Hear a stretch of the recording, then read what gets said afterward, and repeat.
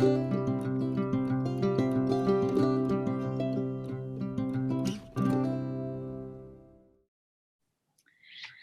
my name is Harley, and I am your host for this podcast series, Clarion Chats. This is a new episode series on the Clarion Call podcast where we talk about previous and upcoming events. I'm joined today by my co-host Josh and our special guest Jennifer.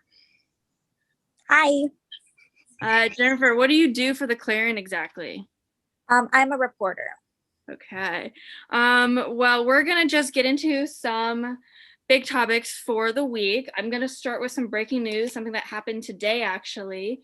President Joe Biden and Vice President Kamala Harris have announced executive actions on gun violence in the hopes to kind of lessen gun violence numbers and also prevent it in the future.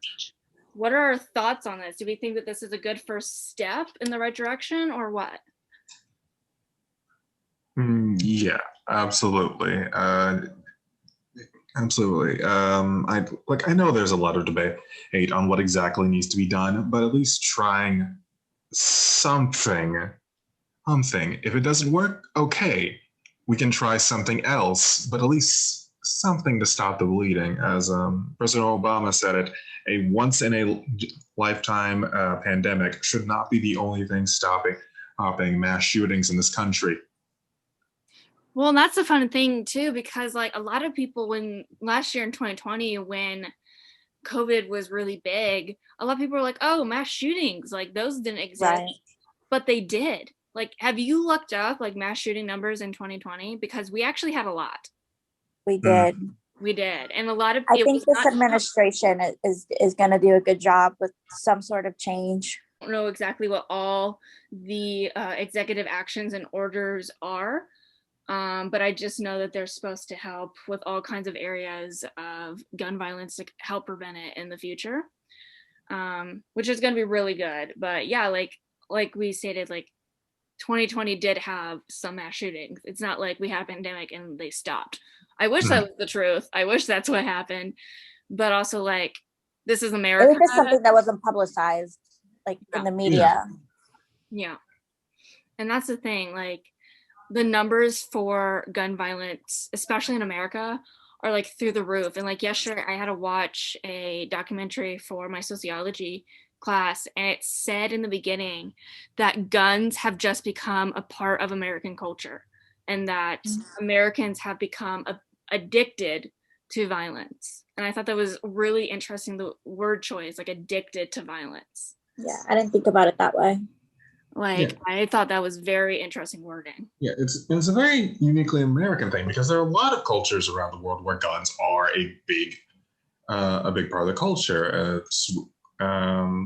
Switzerland, Switzerland, and a lot of places in Eastern Europe. You'll find like a number of the population do own guns, but there are more restrictions, and you don't see mass shootings in the way you see in America.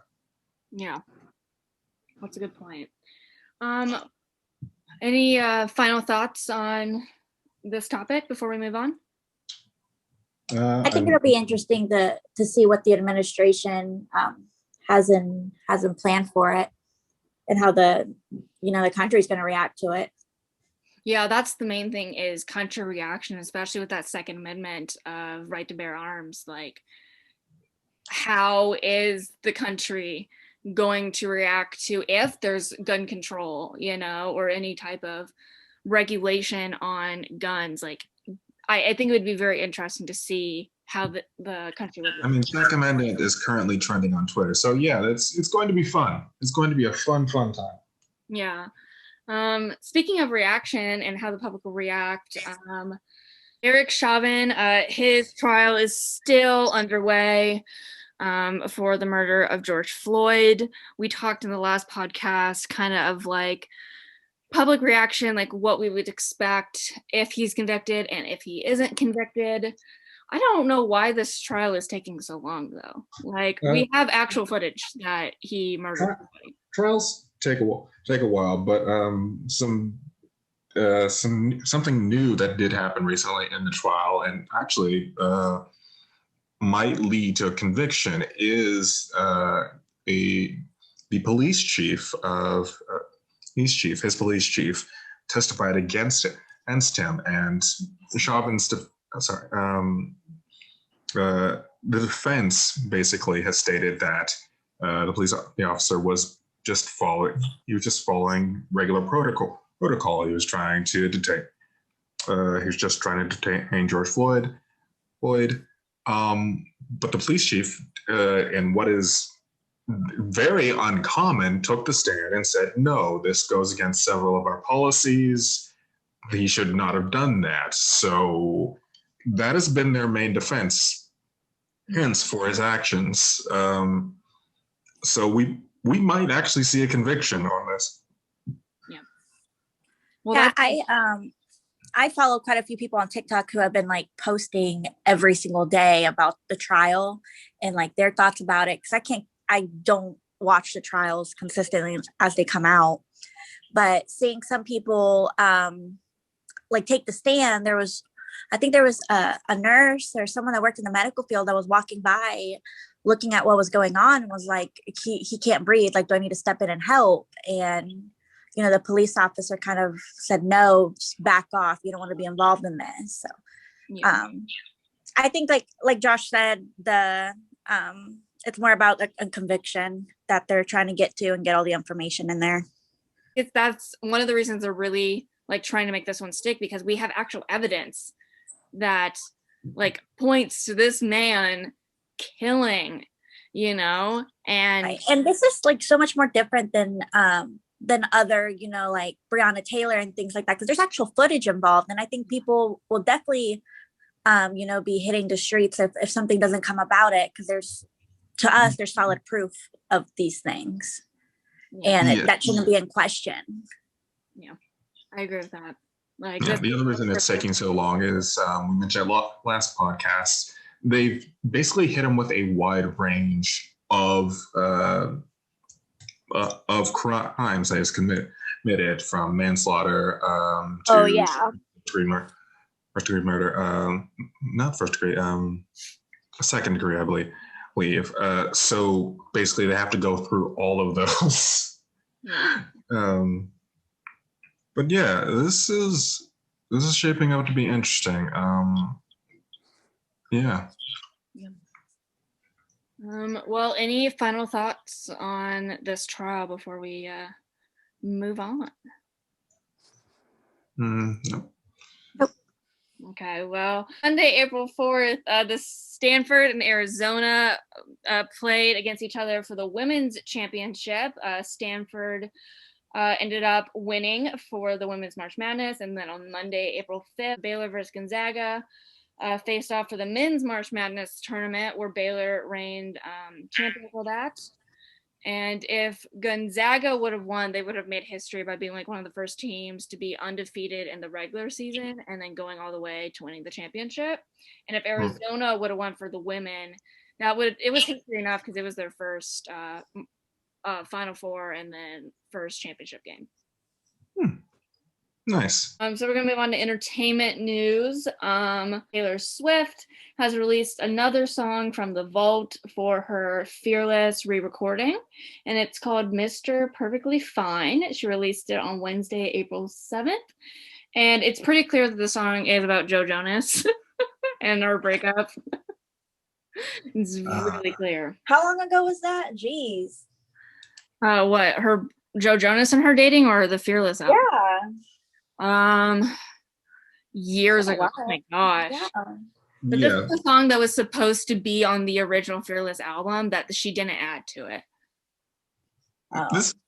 Yeah. So that's what they're doing. Like, she is not only just re-recording all these old songs, she's also, for the first time, recording and letting people hear these songs that have been in a vault for like ever. I just think that this whole conservatorship has really brought her down a lot, and she finally has the rights to her music again. She's not only going to record the hits from that album, but she's going to be like, hey, well, here's like all these songs I didn't release, I'm just gonna give those Yeah. to Joe. I think her breakup with Joe was the one where like it was a 27-second phone call where he just broke up with her. And in this new song, she says the word Mr. 27 times to indicate 27-second phone call, which I thought was so genius of her. I was like, okay. A little, play on there, play on words. But also in entertainment news, so this last thing was actually kind of surprising. So yesterday, Ryan Murphy took to Twitter to kind of announce they're going to do another season of American Horror Story because they didn't do one last year because of COVID and just all this stuff. And they're actually letting the fans vote on what the storyline for the season is going to be. Really? Yeah, that's what I thought was so interesting. I've never seen them let the fans vote. So I'm going to read you the 4 storylines that you can vote on. So the first one is Aliens. Ooh. The second one is Bloody Mary. Huh. The third one is Sirens.